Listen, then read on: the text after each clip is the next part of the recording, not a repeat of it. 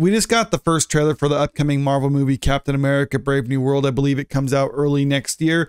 So without going too much into it already, I decided to take a look at it and give you kind of my honest thoughts to this while I'm watching it. So headphones go on. All right, let's start this. Wilson. Thanks. Is that really necessary? I think we know who Sam Wilson is. And don't need to do that little flash thing to show that he's Captain America, but whatever. For coming in. Well, thank you for the invite, sir. I have to admit, I'm still getting used to the new look. They said lose the mustache or lose the election. Does that seem like it's in bad taste to anyone else? Because I know they recast the character, and they've done that in the past, made a joke about recasting, like in Iron Man 2 when Don Cheadle was replacing Terrence Howard. They cracked the joke about it early on, but it's not like they're replacing William Hurt because of a pay dispute or anything like that. They're replacing him because he died and they're making a joke about it. I mean, just imagine for a second that in Wakanda Forever, instead of actually just getting writing T'Challa out of the movie entirely, they decided to replace him and then crack a joke about it. I think a lot of people would find that kind of in bad taste, but whatever, let's continue. You and I haven't always agreed in the past, but I want to make another run at making Captain America an official military position. And if we disagree on how to manage this situation, then what happens? Work with me, Sam. This is basically just the same thing we saw when it came to Civil War, where Ross decided to say, like, you need to work for the government, and they disagreed on what to do. So then there was conflict there. It seems like they're just kind of treading on old grounds when it comes to this one, but Civil War was a good movie. So I don't know if it ain't broke, don't fix it sort of thing, but it does seem kind of, I don't know, backwards when there hasn't been character growth since then. I mean, because you would think after the events of Endgame, it would have been a lot different, or maybe this is the difference there, is that, okay, they saved the world then, so we're going to wipe the slate clean. Actually, they saved the universe then. We're going to wipe the slate clean, and we're willing to just kind of go back to where we was. You have to work for the government now. We'll show the world a better way forward. All right, go back here.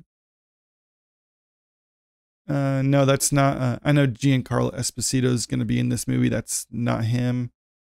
Just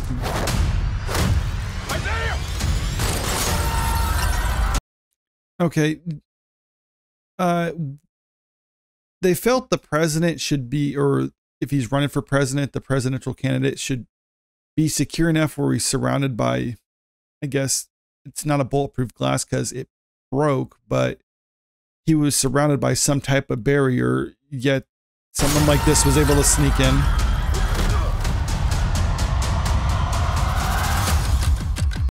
Wait, is this supposed to be the White House? Because you can't just break through the windows like... Sir, your inner circle's been compromised. Yeah, that's kind of putting it lightly. Well, I don't know. Maybe it's compromised in that this person was able to get in, but he literally just looked like he beat up a Secret Service agent and took his gun. So I don't know. Yeah, maybe you should secure or vet the guests a little bit more closely if someone like that can get in. Either you can't see that, or you don't want to. What if it's a trap?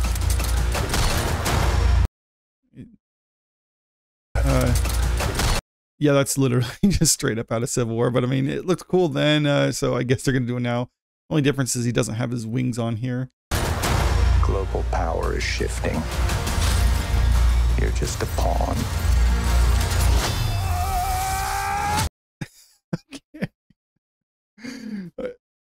I think they saw it like, this looks cool. It's like, why doesn't one zap him like that? And then the other one just kind of goes in underneath right here. Oh wait, is that Gus? Yep, that's Gus Fring right there. Now, I know this is a new addition to the movie.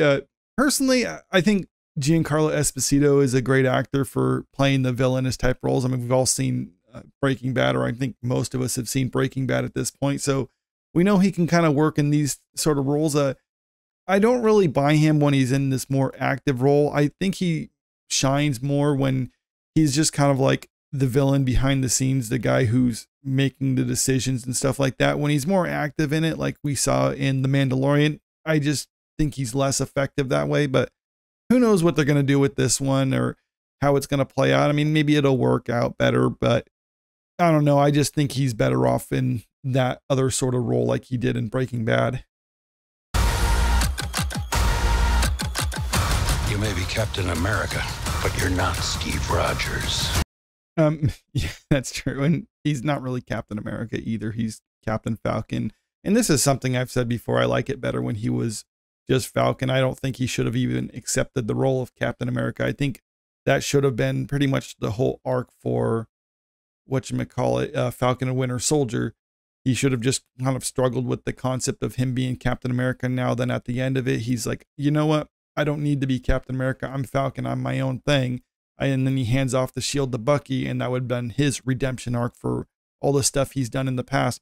At least to me, that would have made a lot more sense. But making him basically Captain America 2 is kind of just watering down what he was as Falcon, which he was a superhero in his own right. He was an Avenger before he even took up the shield.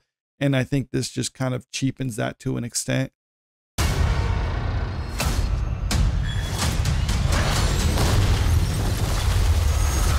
Is this okay? So White House is this like Red Hulk? Because I know I like the way they cut the trailer, but I know the Shield isn't doing that. I'm assuming this is Red Hulk because we've gotten word that he's supposed to be in it. You're right. I'm not.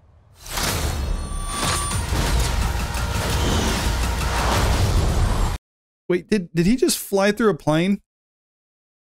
Let's go back. Okay. I get he can do some stuff. I know he's strong. He has kind of it's not an Iron Man suit. It's like a pack with wings on it. He clearly has a helmet, but still flying through a plane like that. I'm gonna push X to doubt on that one. He does fly through a plane. Oh yeah, this is a little ridiculous, but whatever.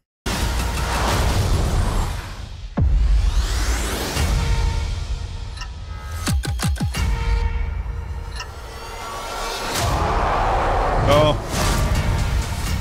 Okay, so Red Hulk isn't it? So I'm guessing that part with the White House is all right, that's the only shot of it. I mean, okay, it's fine. I think that's a okay spot to end the trailer, him throwing down the shield.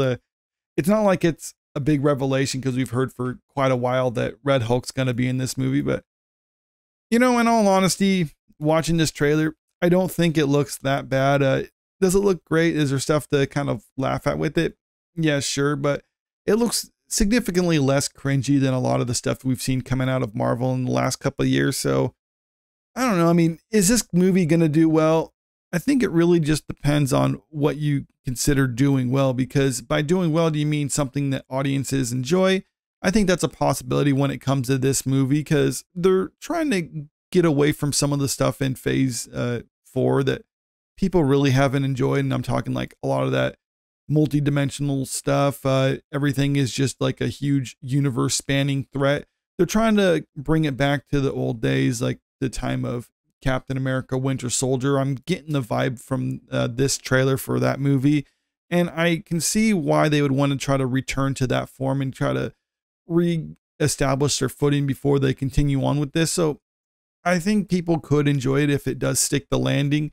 Now, there has been some issues in the behind the scenes aspect of this movie. There's been a lot of rewrites, a lot of reshoots. I mean, they practically reshot the whole movie, or at least that's what it seems like with all the reshoots they're doing for this and all the rewrites.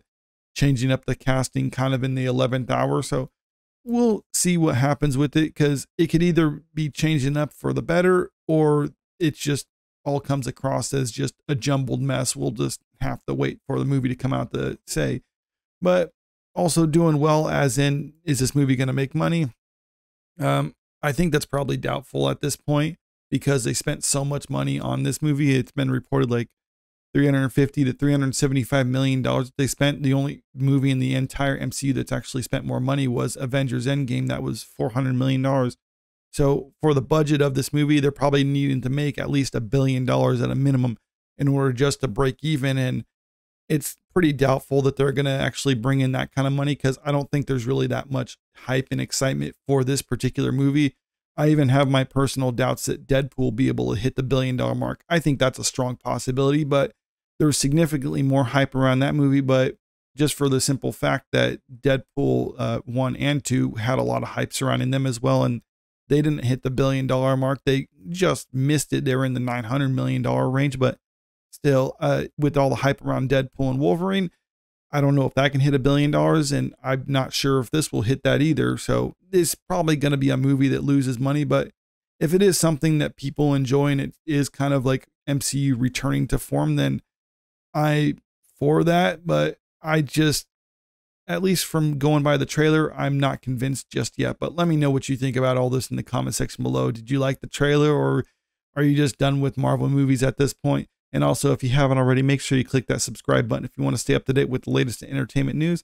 And don't forget to click that like button and share the video, because it helps out with the channel. Thank you.